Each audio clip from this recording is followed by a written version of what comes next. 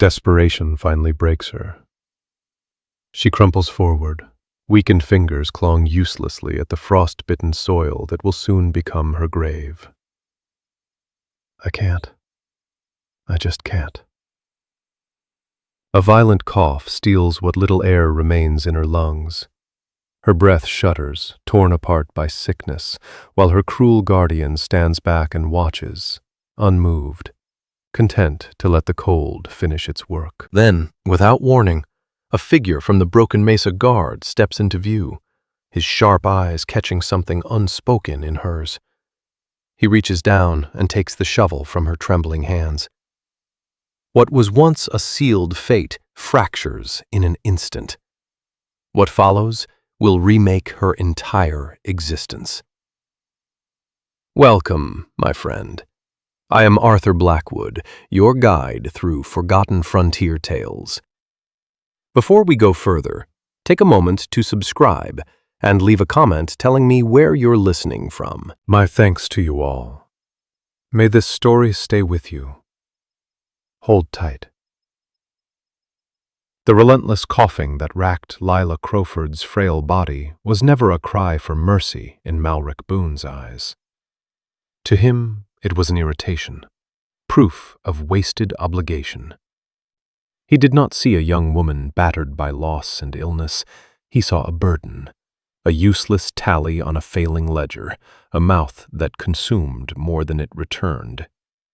Years of failed schemes and growing bitterness had turned Malric inward, hardening him. Compassion had long since rotted away, replaced by a ruthless instinct to preserve only himself. Each shallow breath Lila drew felt to him like another theft from his dwindling stores. Every tremor in her limbs was a reminder that she cost him something. Their existence had always been bleak, but his cruelty reached its peak on a lonely autumn afternoon. The sky above them hung bruised and heavy, tinged purple with the promise of the season's first killing frost. Winter was coming fast, ready to strip the land bare. With cold finality, Malric announced she would not live to see morning. He would not waste a single copper on a coffin for someone already halfway into the dirt. He hauled her, far stronger than she could resist, into a dry ravine miles from the barren homestead. The ground there was iron hard with early frost. He tossed a shovel at her feet. The metal struck stone with a hollow ring, echoing like a funeral bell. Lila's spirit was as exhausted as her body. She could barely whisper a protest before the wind carried it away. Every attempt to lift the heavy tool sent fire through her weakened muscles.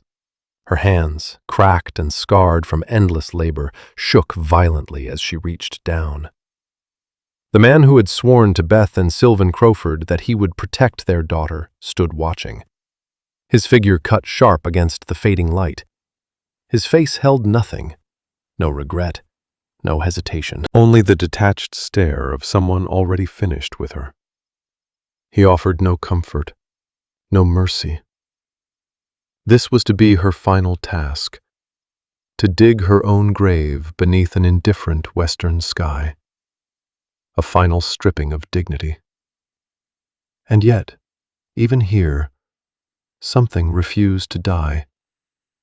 Buried beneath sickness, fear, and dust was a stubborn ember of will, a quiet refusal to vanish without resistance, a longing, small, nearly forgotten, for kindness she had never truly been given. A desire to draw one more breath, to see one more sunset, even if it was her last. That fragile defiance was what made her grasp the shovel's frozen handle. Fear flooded her mouth with a metallic taste as her fingers wrapped around the rough wood. The tool felt impossibly heavy, an extension of her sentence. But she lifted it. Barely. Her breath caught in a sharp gasp as pain tore through her chest. She steadied herself, bracing against the inevitable. She swung again. Agony screamed through her arms. Her vision blurred. Still, she tried. She would try. The first scrape of metal against frozen earth rang out, a sound like mourning carried on the wind. It marked not only the beginning of her end, but the edge of something vast and terrifyingly unknown. The shovel burned against Lila Crowford's numb fingers, each splinter biting like a blade. Her breathing hitched, shallow and ragged, thick with dust and despair. The cough returned, shaking her to the core. The earth resisted her utterly, frozen solid, mocking every weak strike. She swung again, less an act of digging than desperation itself. The blade glanced off the packed soil with a hollow thud. A single shallow mark appeared, no more than a scar in the land. It would take hours, days, time she did not have. Dizziness washed over her. The ravine twisted and blurred. The distant figure of Malric Boone wavered like a specter, unmoving. He stood silent, an unyielding monument to abandonment. His gaze was not cruel now, only indifferent, as if she were no more than a dying animal beneath the open sky. Above her the clouds thickened, purple and gray, heavy with coming snow that would soon bury her unnamed grave. Blood mixed with saliva in her mouth. Her legs threatened to fold. She clung to the shovel, the cold steel her only anchor in a world that had cast her aside. Pain pulsed deep into her bones. Every nerve screamed. She scraped again. The sound was final. A tear, sharp with cold, cut through the grime on her cheek. There was no anger left, only exhaustion, bone deep, soul worn. Piece by piece, she was being erased beneath the vast, uncaring sky. And then, everything changed. This was how it ended, not with defiance, but with quiet collapse, a slow slipping away. Yet unseen by Lila Crowford, and entirely ignored by the self-absorbed Malric Boone, the world around her was far from empty. From the thickening shadows of the pine forest, where resin hung sharp in the cold air and winter whispered its arrival, Narek watched. He moved without sound, his feet disturbing neither needle nor dust. He had come for another reason, tracking faint signs of soldiers skirting the ancestral lands of his people. His purpose was vigilance, not mercy. But what unfolded before him was no clash of uniforms or steel. It was something darker, an act of quiet brutality that struck at the core of what it meant to be human. He saw the girl, pale, fragile as smoke, fighting the frozen ground with movements already drained of strength, her body swaying on the edge of surrender.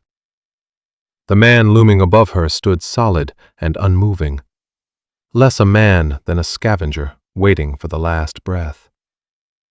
To Narek, raised in the ways of reverence, for life, for spirit, for the bond between land and people, this was not merely cruelty. It was an offense against existence itself.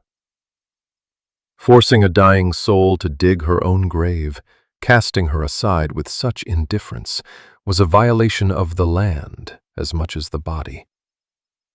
The injustice rolled through him, deep and fierce, like a storm held in silence.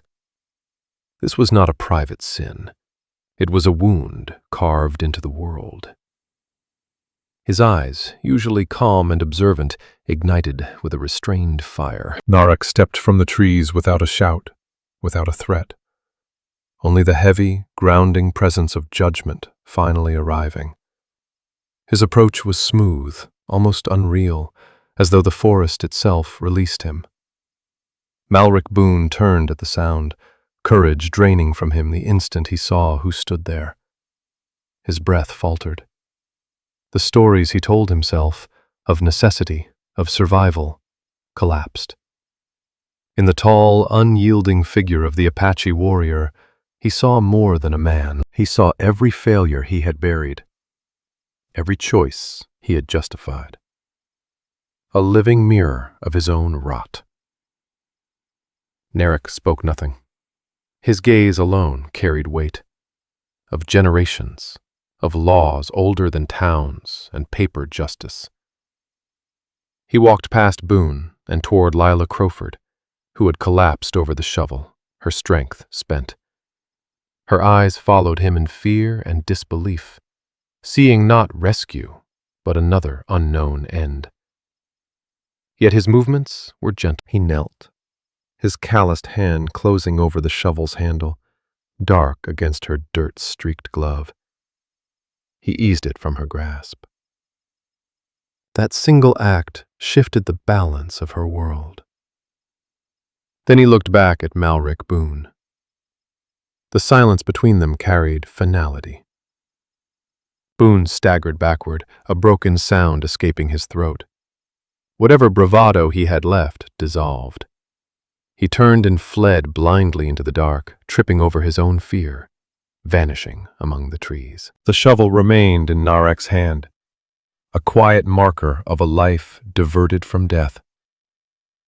Night settled around them. Wind moved through the pines. Lila lay unconscious, barely breathing. Narek did not hesitate. He did not question the pull that had drawn him here. Compassion was not a choice. It was instinct. He lifted her carefully and felt how light she was, famine and sickness hollowing her frame. Heat burned beneath her skin. Her breath came thin and uneven against his shoulder. She hovered at the edge of being. Turning away from the ravine, he carried her into the mountains, away from the cruelty she had known. The path twisted through brush and stone, slick with frost. Each step was deliberate, guided by knowledge passed down through generations. He moved as a hunter moves, silent, alert, not searching for danger, but listening to the land itself. Lila stirred weakly, murmuring words without shape or meaning. Narek shielded her from the wind, adjusting his hold, his grip firm but careful. A promise made without words. The cold pressed in, but his resolve burned steady. He followed hidden routes known only to his people toward a place of refuge.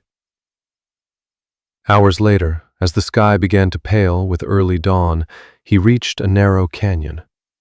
Smoke drifted from low lodges, carrying the scent of cedar and herbs. The air cut sharper here, but it held safety. For the first time, the night loosened its grip. As Narek entered the camp, shapes stirred from the lodges, drawn by the rare sight of a lone warrior carrying an unconscious woman in his arms.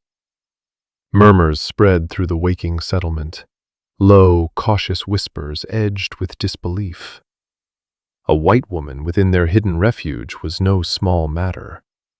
Old memories lingered in the morning air, thick with caution born of betrayal and bloodshed.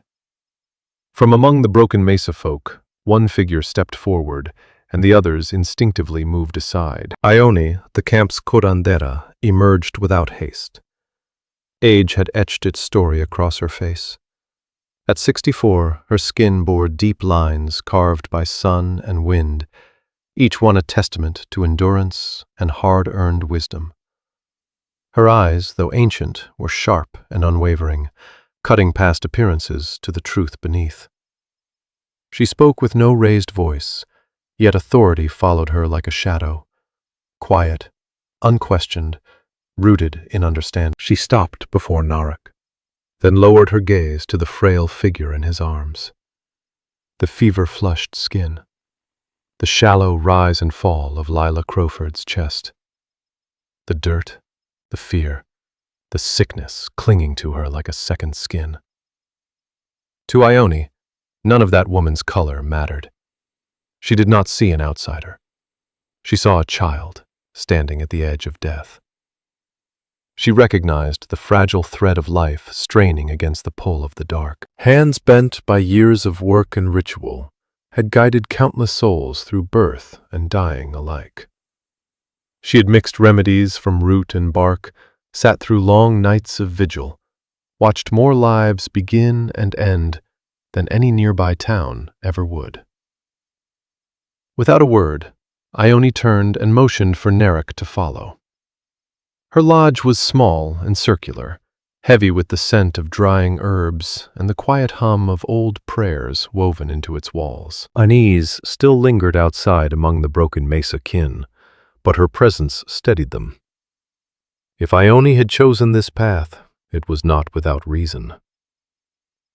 Inside, a low fire burned, its glow sending shadows across woven tapestries. Narek laid Lila down on a bed of furs. Her body sagged with a faint, exhausted breath, as if even collapse was a relief. Ione knelt beside her, hands moving with calm precision. She listened to the rasp in Lila's chest, felt the heat of her skin, measured the rhythm of her breath. Her face remained composed, but her eyes softened.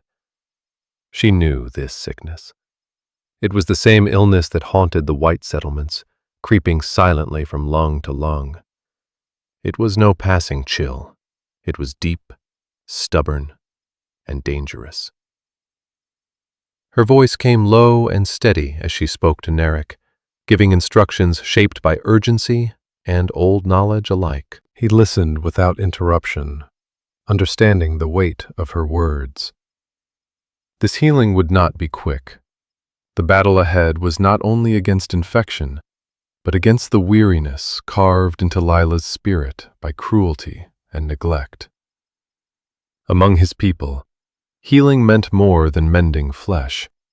It meant restoring balance to the whole being, body, mind, and soul. As Ione prepared a bitter brew, crushing herbs and steeping them in simmering water, a quiet understanding passed between them. Outside, the tension among the broken mesa folk had not yet faded. Narek knew that medicine alone would not be enough. For Lila Crowford to survive, she would need acceptance. And that, he understood, was the unspoken test placed upon him the moment he carried her into their world. What lay ahead was more than illness. It was a crossing, between histories, between wounds long remembered. The days that followed blurred into a relentless rhythm of care and watchfulness. Time folded in on itself as the fight for Lila's life stretched on.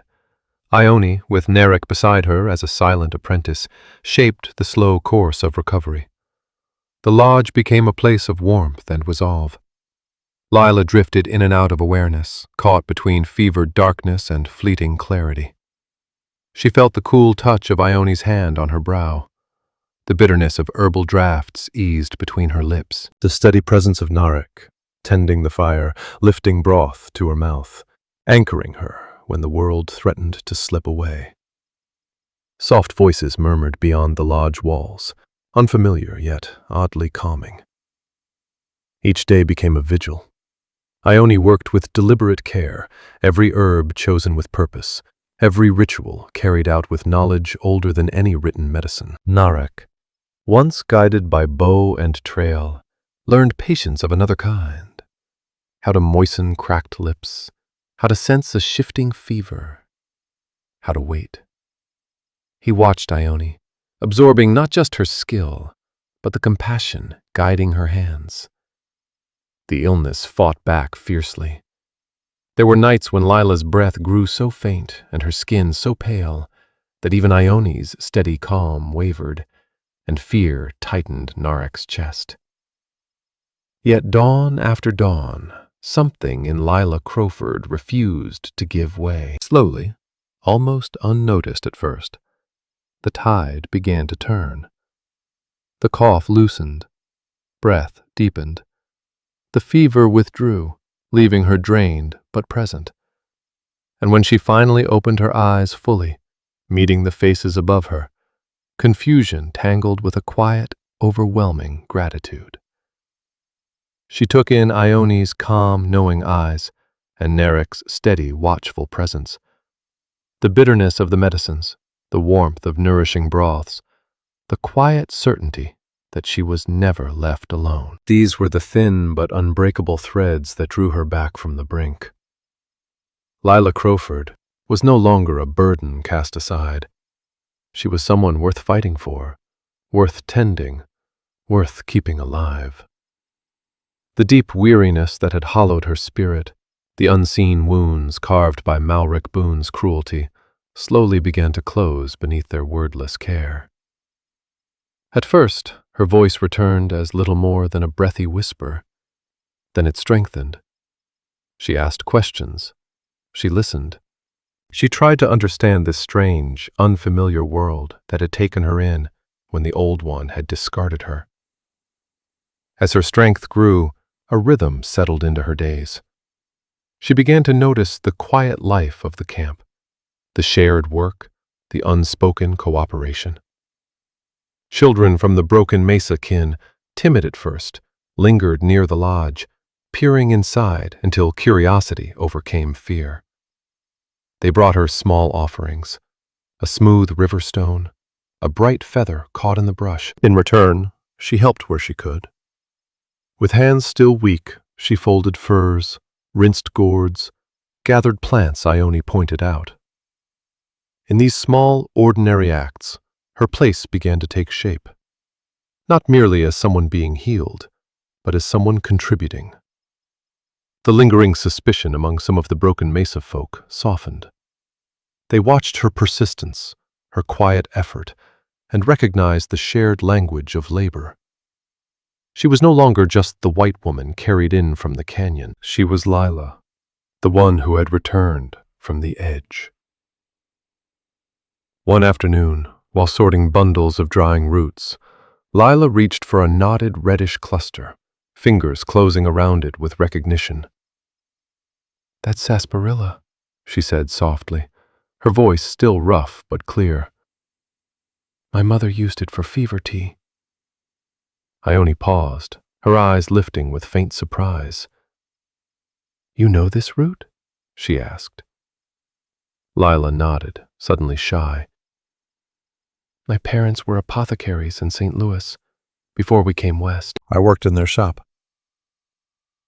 It was a simple truth from a forgotten life, yet here it carried weight. What was once routine knowledge became something else entirely, a bridge. Ione smiled then, a warm expression that softened the deep lines of her face. "You carry more knowing than you show," she said gently. "Much more." Word spread quickly through the camp. Lila's understanding of herbs, different in origin yet familiar in purpose, earned new respect. She began assisting Ione more closely, learning the ways of Chiricahua healing while sharing what she knew of Western remedies. Plants once known only by native names gained new meaning. She was no longer just receiving kindness, she was participating. Her presence shifted from curiosity to value, her skill weaving into the fabric of their lives. But just as her place seemed secure, a shadow crept back over the camp. One evening, as stars pierced the darkening sky, a rider burst into the clearing. His horse foamed and trembled, his face drawn tight with urgency. The news he carried struck like ice. A rival band, led by a ruthless renegade known as Crosscoil, had been seen nearby. Too near. Their intent was clear, and it was hostile. The warmth of the evening fires dimmed. Voices dropped. Laughter vanished. Men moved with purpose, the Broken Mesa Guard preparing for what might come. Lila watched, dread tightening in her chest. She had escaped one danger only to step into another. But this time, she was not powerless. She belonged here now. Their fate was bound to hers. The knowledge passed down from her parents, once a fading memory, now felt like a duty. She looked to Ione, whose calm face carried new concern, and to Narek, moving among the warriors, his presence steady, his authority silent but firm. The days that followed blurred into preparation. The camp tightened its defenses. Traps were set. Scouts sent out. Lila, though no fighter, worked beside Ione, preparing poultices and salves. Her Western knowledge paired with traditional remedies, strengthening both. She crushed herbs with focused hands, the rhythm anchoring her fear. Purpose replaced despair. This was more than survival. It was belonging. The attack came without warning, not as an open charge, but a swift, calculated strike. Raiders hit the winter stores, hidden deep within a cave up the canyon. Their aim was starvation, not battle. A slow, merciless form of war. A small detachment of the Broken Mesa Guard, Narek among them, had been stationed to protect the winter cache. When the sharp crack of gunfire echoed through the canyon, followed by shouted warnings, the sound ripped through the camp like a blade. Fear closed tight around Lila Crowford, sudden and physical. She understood at once what losing those supplies would mean. It was not only hunger, but despair. The slow collapse of their ability to endure the winter. Without pausing to think, Lila seized a satchel packed with Ione's strongest healing herbs and slipped the small, keen knife she used for gathering plants into her belt. Her thoughts did not scatter in panic. They sharpened. They would be wounded, badly wounded, and they would need care immediately. She could give that care. The certainty settled in her like iron. Ione met her gaze and saw the resolve there. She gave a single nod, solemn and approving. "Go," she urged softly, "and remember what you know." Lila ran. The ground was harsh, but weeks in the mountains had strengthened her legs. She moved fast, driven by a fierce clarity she had never felt before. As the cave came into view, the scene broke into chaos. Shouts tearing the air, steel ringing, bodies striking stone. Several warriors were already down, blood dark against the ground, cries of pain cutting through the clash. Narek was locked in a brutal hand-to-hand struggle with a broad, powerful raider, his face set hard with effort.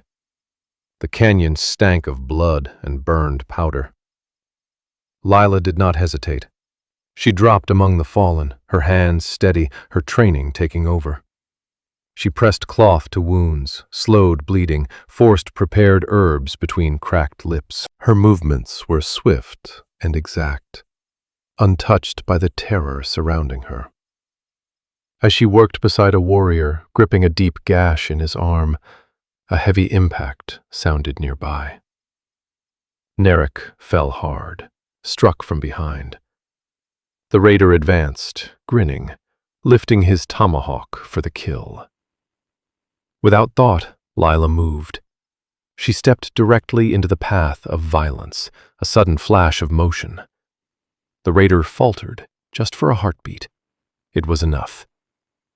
Narek rolled, surged back to his feet, and struck with decisive force, sending the attacker crashing to the ground. The tide shifted.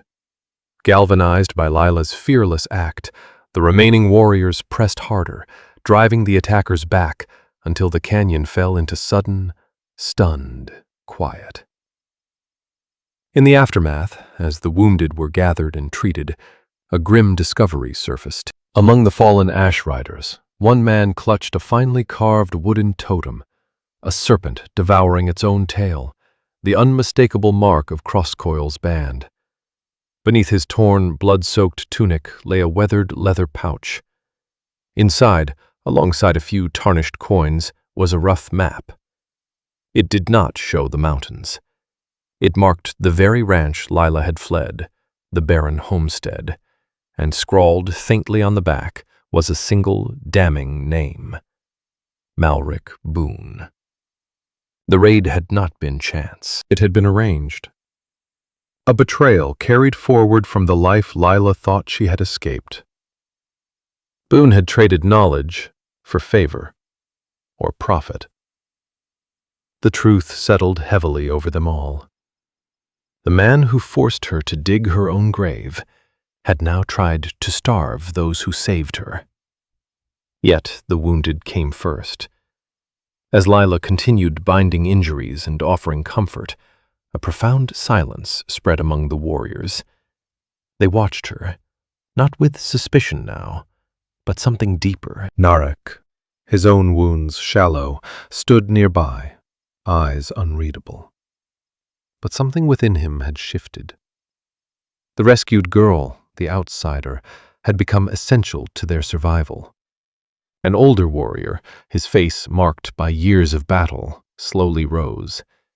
He walked to Lila and stopped before her.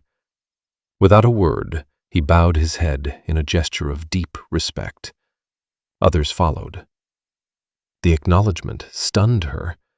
Their gazes no longer questioned her presence. They affirmed it. The days after the raid settled into a new rhythm of healing and watchfulness. The revelation of Malric Boone's betrayal only hardened their unity, binding Lila more firmly to the camp. The warriors treated her with quiet respect, honoring not only her care for the wounded, but the courage that had saved Narek's life. Her actions had crossed every boundary of language and blood. She belonged, by spirit. Ione, ever observant, noted the change. She continued guiding Lila in traditional medicine, recognizing her natural gift. Lila, in turn, shared more of her own knowledge, discussing plants, tinctures, and preparation methods, blending learned practice with ancient wisdom. Their talks, held by the lodge fire, became a meeting of worlds, each enriching the other. For the first time in years, Lila Crowford felt whole, anchored by purpose. And Narek, quiet as ever, found himself drawn more often to her side. He watched her as she worked, a quiet sentinel never far away, his presence steady and grounding. Narek found himself drawn to the strength in Lila Crowford's eyes, the calm resolve that lived beneath her fragile build. One night, seated beside the communal fire with stars stretched bright overhead, Lila spoke of the life she had known before the mountains claimed her. She told him about her parents' apothecary shop in St. Louis. The neat rows of labeled jars, the mingled scents of dried herbs and foreign spices. She spoke of her mother's gentle hands, her father's easy humor, and the sudden fever that had taken them both, leaving her alone in a West that showed little mercy. Her voice carried sorrow, but not bitterness, only the quiet truth of loss. Narek listened, eyes resting on the flames, something unfamiliar stirring in his chest. When she finished, silence settled between them, unforced and understanding. Then, in a voice lower than usual, he shared his own history. He spoke of Toma, his younger brother, taken years ago by a raiding party, a wound that never closed. He told her of his father, a respected warrior and healer who taught him the land, and of his mother, whose songs still lived in his memory. He spoke of duty, of leadership carried without complaint. In laying their grief bare, a bond took shape, quiet, enduring, born of shared pain and resilience. They found ease in one another, two lives bent by fate, each discovering an unexpected harbor. Days later, while Lila and Ione gathered herbs in a shaded glade, Ione stopped, studying the earth. "This place matters," she said softly. "Before settlers pushed us deeper into the mountains, my grandmother came here with her sisters. They gathered berries, shared stories. It was a place of peace."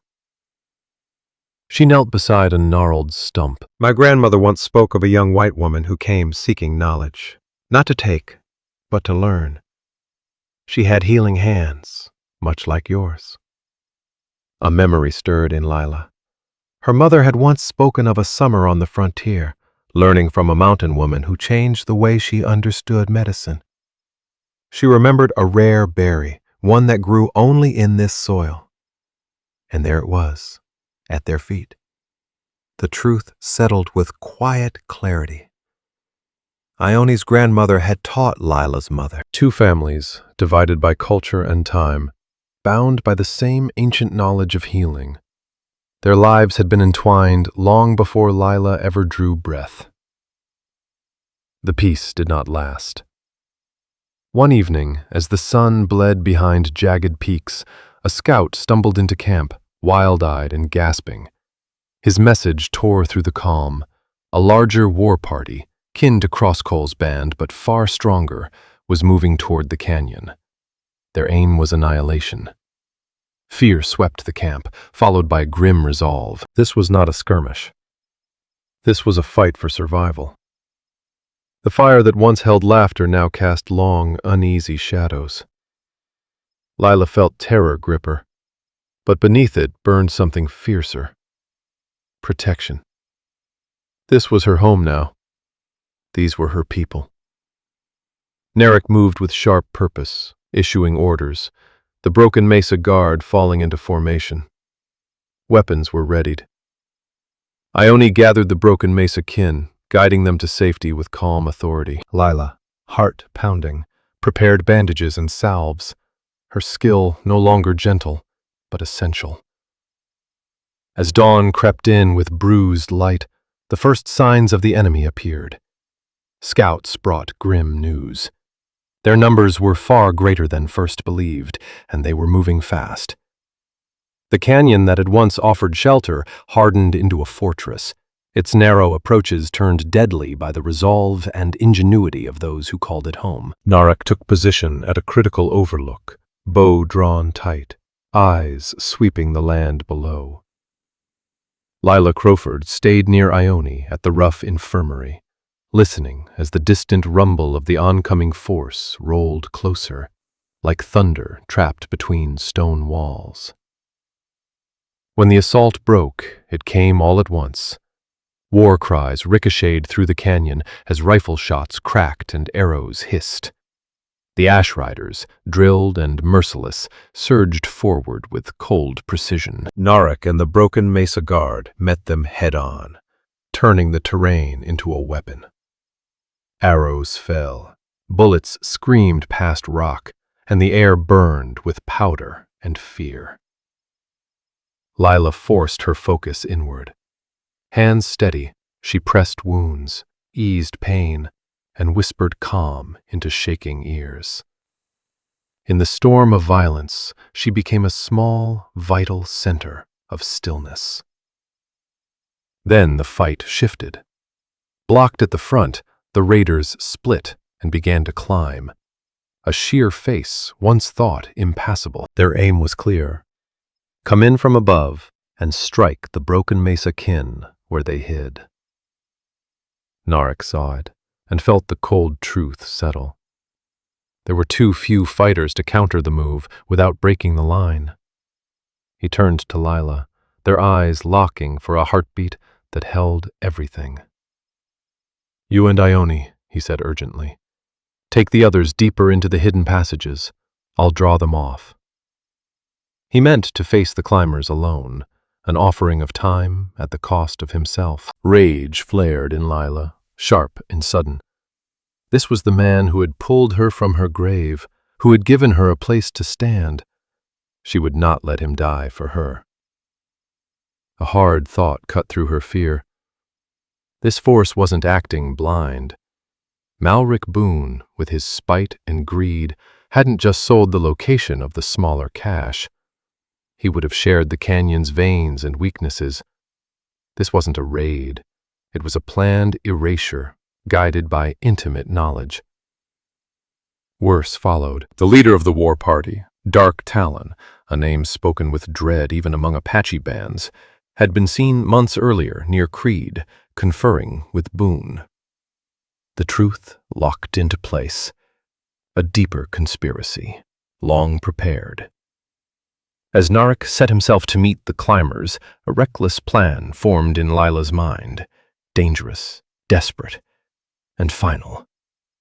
She remembered a hidden store of blasting powder, kept for clearing rock falls, tucked into a narrow crevice known to only a few. One spark could seal the upper passage and save the women and children, but whoever lit it would be caught in the danger. She met Narek's gaze, her resolve steady despite the tremor in her hands. "There's another way," she said. "I can seal the passage, but I must do it alone." It wasn't a plea. It was a decision. The battle roared around them, yet a hush fell between them. Narek knew the cache she meant, unstable, unforgiving. He also knew what detonation would mean. In her eyes, he saw no hunger for glory, only calm certainty. The same will that had carried her back from the grave and saved his life. He nodded once. Lila moved, quick and low, threading through chaos. Her small figure vanished between bodies and stone.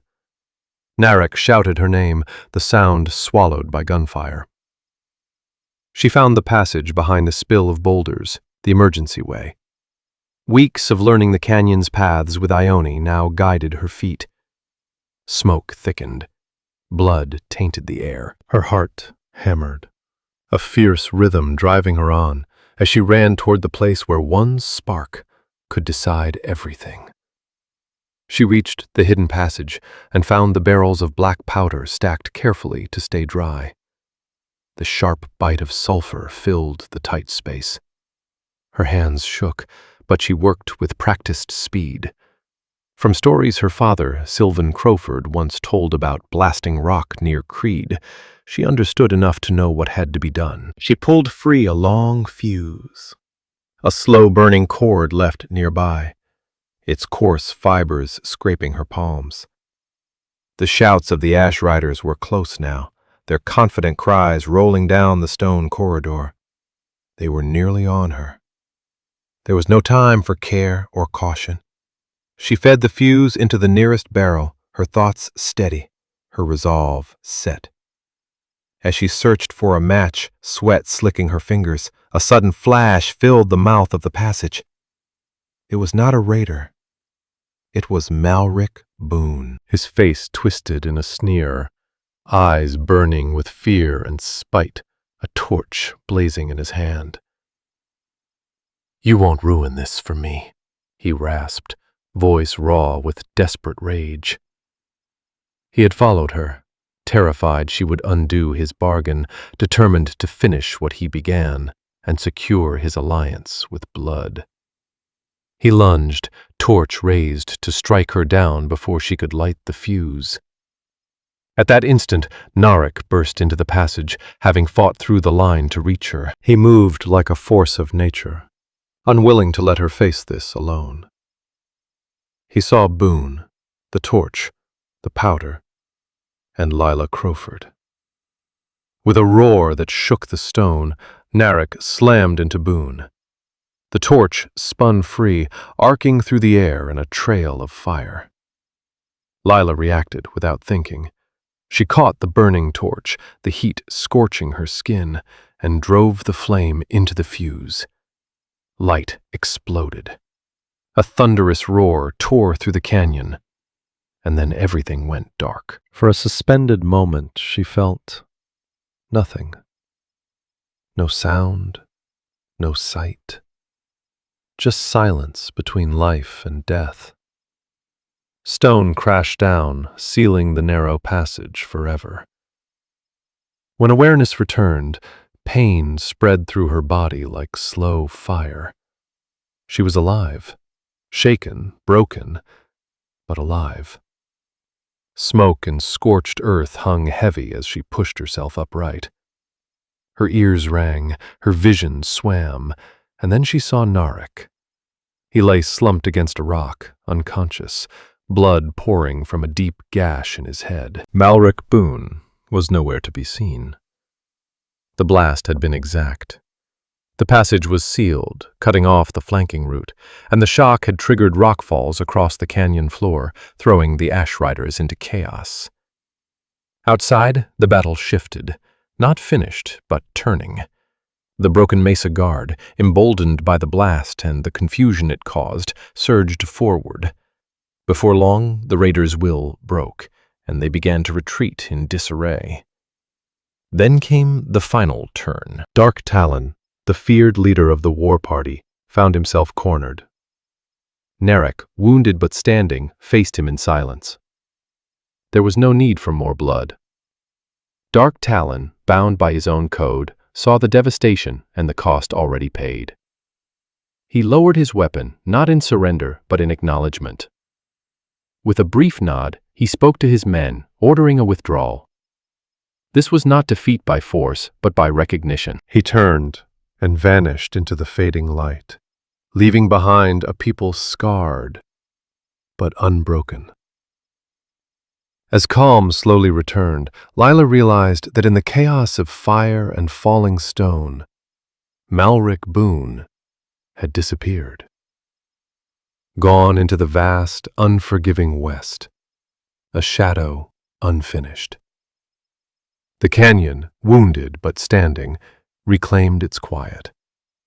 The sounds of rebuilding replaced the cries of war. Wood smoke drifted again, not as dread, but as home. Bruised and aching, Lila Crowford took her place among the healers, working beside Ione, tending the wounded without rest. Her choice, her sacrifice, bound her forever to the broken mesa folk. She was no longer the orphan dragged from a grave, but a living pillar of their survival. Months became years, marked by seasons and mountain silence.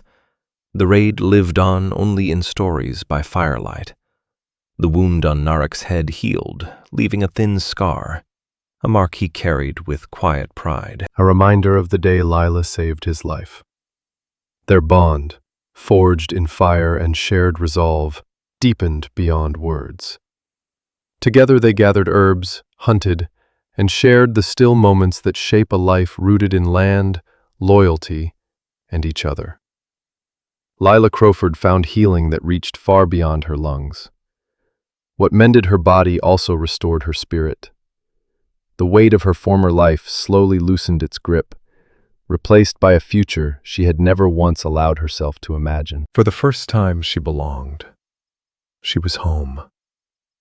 The broken mesa kin, who had once watched her with careful distance, now ran freely to her side. They tugged at her sleeves for stories, for comfort, for the gentle remedies she prepared with patient hands. She shared lullabies from her childhood, simple songs carried from another world, and in return, they taught her the rhythms of their dances, each step etched with meaning and memory. What had once been only scattered knowledge, half-remembered lessons from a life long gone, grew strong under Ione's guidance. Western herbal practice wove itself together with ancient spiritual wisdom, forming something new and living. In time, Lila became more than a healer. She became a bridge, a quiet proof that understanding between worlds was not only possible, but powerful. Far away on the plains, the empty grave Malric Boone had forced her to dig faded into nothing more than a scar the land itself had begun to forget. It marked a life abandoned. Here, among the mountains and the people who chose her true life took root. Years passed. On a spring morning, thick with the scent of blooming wild sage, Lila walked through a meadow washed in golden light. A woven basket rested against her hip, heavy with freshly gathered herbs. Her lungs drew deep, steady breaths. Her stride was easy. Her face carried a calm joy earned through years of labor and survival. Her calloused hand held a smaller one. Beside her walked Heiress Crowford, her daughter, bright-eyed and curious. The child suddenly stopped and pointed toward a cluster of vivid blossoms swaying in the breeze. "Mama, what is that one called?"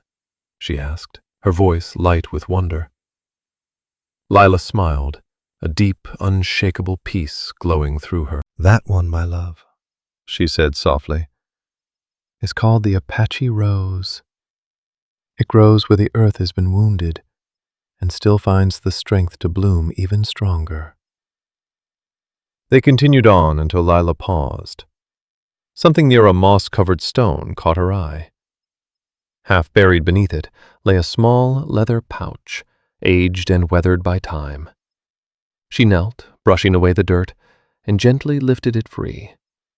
As she loosened the tie, smooth river stones spilled into her palm, each worn round by ancient currents. Tucked among them, like a secret kept safe, rested a tiny wooden bird, exquisitely carved, wings frozen in flight.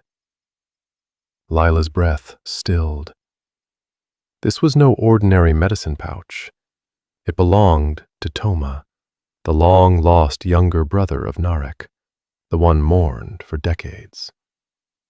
It had been unknowingly left behind during the retreat of Dark Talon, perhaps a forgotten remnant of an old conflict, or perhaps a quiet act of respect from a warrior who understood the bonds of blood. The discovery sent a gentle tremor through Lila's soul. A whisper from the past stitched unexpectedly into her present. This small relic, once carried by an enemy and now returned, was more than a symbol of healing for Narek's family. It was proof of the unseen threads binding lives together. A reminder that even in the harshest reaches of the world, courage, compassion, and unlikely kinship could still take root. The act of digging her own grave had not led Lila to death. It had led her here, to a life richer and fuller than she could have imagined. A life where a warrior of the Broken Mesa Guard took not only the shovel from her hands, but the crushing weight of her sorrow, leaving her free to grow. Her journey stood as living truth. Even the deepest wounds can heal. And from the ashes of despair, something beautiful can always rise.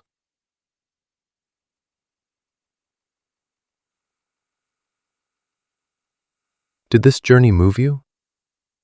Tell us what corner of the world you're watching from. Leave a comment. And to be sure you don't miss the next story, subscribe to the channel. All stories are created for entertainment purposes and may include fictional elements or dramatized interpretations inspired by historical settings. We use AI tools, voiceover, visuals, scripts as creative assistants. However, all content is reviewed, refined, and edited by humans to ensure emotional authenticity and storytelling quality. We fully comply with YouTube's policies regarding AI-generated content and do not use any deepfake techniques or misleading recreations of real individuals. All visuals and supporting materials are properly licensed. Sharing, re-uploading, modifying, or distributing any part of this content in any form requires written permission. We appreciate your support and respect for original creative work.